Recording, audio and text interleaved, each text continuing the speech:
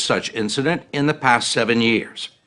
It's becoming harder and harder to ignore the fact that the majority of the people pulling the triggers have turned out to be severely mentally ill, not in control of their faculties, and not receiving treatment. In the words of one of the country's top psychiatrists, these were preventable tragedies, symptoms of a failed mental health system that's prohibited from intervening until a judge determines that someone presents an imminent danger to themselves or others. The consequence is a society that's neglected millions of seriously ill people hidden in plain sight on the streets of our cities or locked away in our prisons and jails. The story will continue in a moment.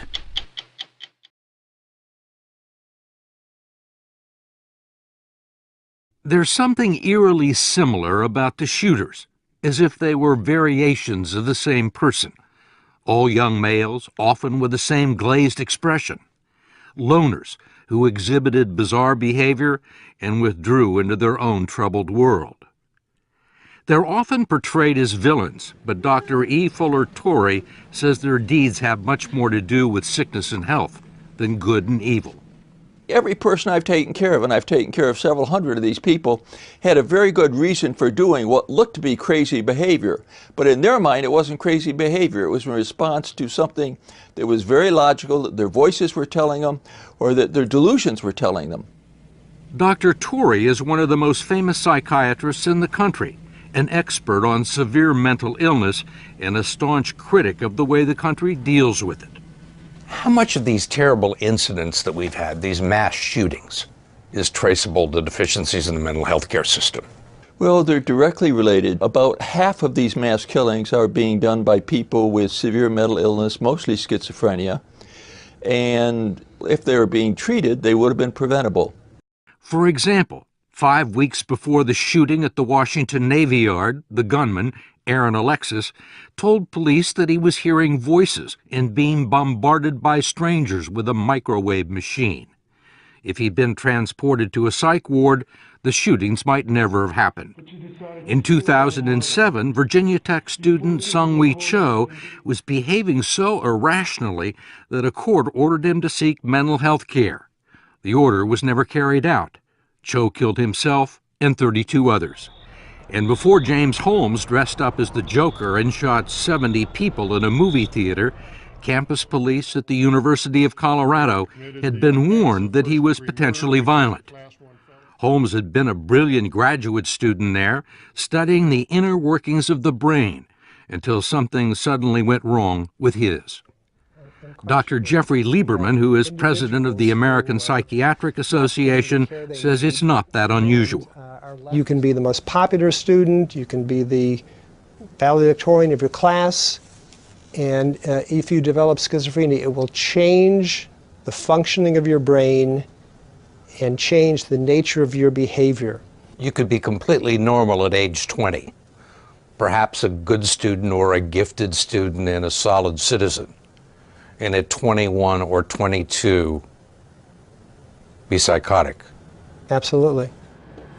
Dr. Lieberman, who runs the psychiatry department at Columbia University's medical school, says that schizophrenia has a genetic component and tends to run in families, affecting the way the circuits in the brain develop. You can see the structural abnormalities in a brain scan. And you see people, a young adult with a normal brain, same age, who has schizophrenia, and you see that degenerative process has already begun. This is really a disease of the brain, not a disease of the mind. Absolutely. It lies dormant during childhood and usually emerges in late adolescence and early adulthood, affecting perception and judgment. People see things that aren't there and hear voices that aren't real. What's the nature of these voices and what do they say? Usually it's multiple voices talking about them in the third person as if they're not there.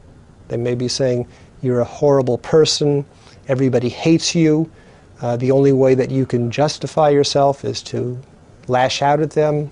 How strong are the voices? When they're at their worst, a person can't distinguish the voices from their illness, and they think the voices are part of them, and if they tell them what to do, they'll follow it. I hear a voice It's a man's voice, and it's really, really deep. It's a really deep and scary man's voice. Schizophrenia is more common than you might think. Several million Americans have it. 17-year-old Jacob Bowman has been struggling with it for a couple of years. This is basically me on a bad day, I guess, because I can't think straight. My thoughts are racing really, really fast. He's dropped out of high school, lives at home under the watchful eyes of his parents, and rarely goes out because he thinks people are trying to kill him. He spends much of his time on social media. We found him on YouTube, where he shares his world with other young people who have the same symptoms. He wants them to know that they're not alone and that the voices and hallucinations are not real. Basically, all my voices I have are just voices of telling me to harm myself or harm other people or kill people. And that's why I think I need to get on medication, because I don't want to hurt anyone, and because I know schizophrenics aren't violent. And he's mostly right. The vast majority of people with schizophrenia never show any signs of violence. Mike Robertson was 19 years old and away at college when he was diagnosed 3 years ago. I felt like there was people around me, like bad people or nice people. Even when there was nobody there? Yeah. And that's what really got to me. He told me over the phone, I feel like I'm going insane. I swear there's a bug in my head, and I just want to tear at my eyes and my skin and my scalp to get to it and get it out of there so I don't have to hear it anymore. Very scary.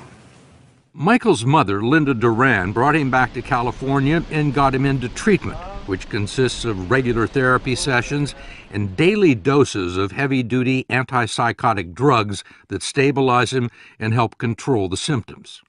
Clozapine, it's antipsychotic, haloperidol, cogentin or benzotropine, fluvoxetine or Prozac, lorazepam for anxiety. They often leave him listless or groggy, which is one of the reasons people with severe mental illness often stop taking them. I mean, a lot of people with your illness say the drugs make them feel worse. They just hate it. Yeah, I could see that with the side effects, but it's better than having schizophrenic symptoms. What worries you the most? The future, and the future without myself being here, because I am Mike's caregiver, I am his advocate, and so if I'm not here, who will be? It's a serious concern and a sobering thought, because it's estimated that half of the 7 million people in the country with schizophrenia and other forms of severe mental illness are not being treated at all. This is day 10 now on my fast, so I'm feeling really, really good. Dwayne Luco is one of them. He spent the past 3 years on and off the street and in and out of jails and mental institutions, but he doesn't acknowledge that there's anything wrong with him and has refused treatment. He's been recording the events in his life to prove that he is sane and that the rest of the world is out to get him. Do you have a gun at your home? Do I have a gun at my home? Yes, I have a gun at my home. Okay, so it's a true statement. There's a confrontation with police at his parents' home, and this full-blown psychotic episode on the top of Multnomah Falls in Oregon, in which he threatens to go over the side. I come from the planet of Pluto. I'm here to protect this planet. I'm here to bring justice about. There is no justice. This planet is entirely corrupt. The FBI wanted to screw around with me. They didn't want to give me my ATM cards. It really feels as though he's on the edge. It's pretty scary. Dwayne gave the footage to his sister, Sandra Luco, a documentary filmmaker who teaches in New York. May the truth be known. She spent years trying to help him. On a certain level, this would make him crazy to think that the very thing that he thinks is going to exonerate him shows how crazy he is. Did you have trouble getting him treatment? Yes, a tremendous amount of trouble getting him treatment. She's no longer sure where her brother is now and has kept her distance ever since he sent her a threatening email. He said that someone was going to come to my apartment with an AR-15 and hollow point bullets and spatter my brains all over my apartment. Has he ever been violent? Not that I know. But you think it's possible? Sure. 50 years ago, someone like Dwayne Luco would have ended up in a place like this, involuntarily committed to one of the big state-run hospitals that were used to warehouse the seriously mentally ill. Documentaries like Frederick Weissman's Titicut Follies helped expose the dehumanizing conditions and led to reforms. One by one, the big asylums were shut down, and over time, 500,000 inmates were released into communities to fend for themselves. They were supposed to be housed in residential treatment centers, medicated and supervised by caseworkers at walk-in clinics, but the programs were never adequately funded. What we did is we emptied out the hospitals, and on any given day now in the United States, half of the people with schizophrenia and other severe mental illnesses are not being treated. How difficult is it to get somebody admitted who does not want to be admitted? Almost impossible in most states. The laws will read you have to be a danger to yourself or others in some states, and judges may interpret this very, very strictly. You know, we kiddingly say you have to be either trying to kill your psychiatrist or trying to kill yourself in front of your psychiatrist to be able to get hospitalized. If these people aren't receiving medical attention, where are they ending up? Many of them end up homeless. Many of them end up in jails and prisons now. So this is a huge problem. Our jails and prisons are our main place now where you find mentally ill people. In fact, by some measures, the largest mental institution in the United States is the Cook County Jail in Chicago.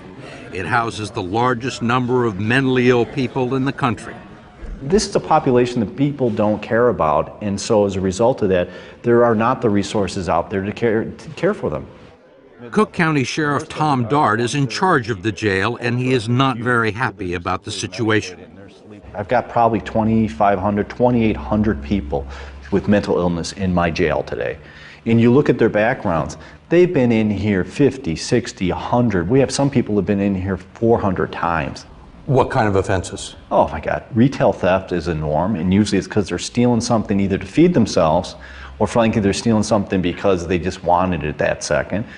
Loads of cases of criminal trespass to land. What's that? They're breaking in someplace to sleep. You're saying the prisons and the jails are the new asylums? They're absolutely. There is no person that could argue otherwise that the jails and prisons are the new insane asylums. That's what we are. Sheriff Dart has told guards and employees to videotape incidents so that he can show people what actually goes on here.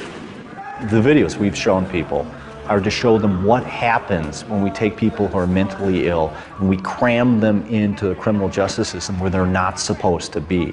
And the irony is so deep that you have a society that finds it wrong to have people warehoused in state mental institutions, but those very same people were okay if we warehouse them in a jail. You've got to be kidding me. Were you ever diagnosed with depression or bipolar disorder? Yeah, a long time ago. Every day, Ellie Montgomery, one of 5 social workers here, goes over the list of new inmates with mental illness.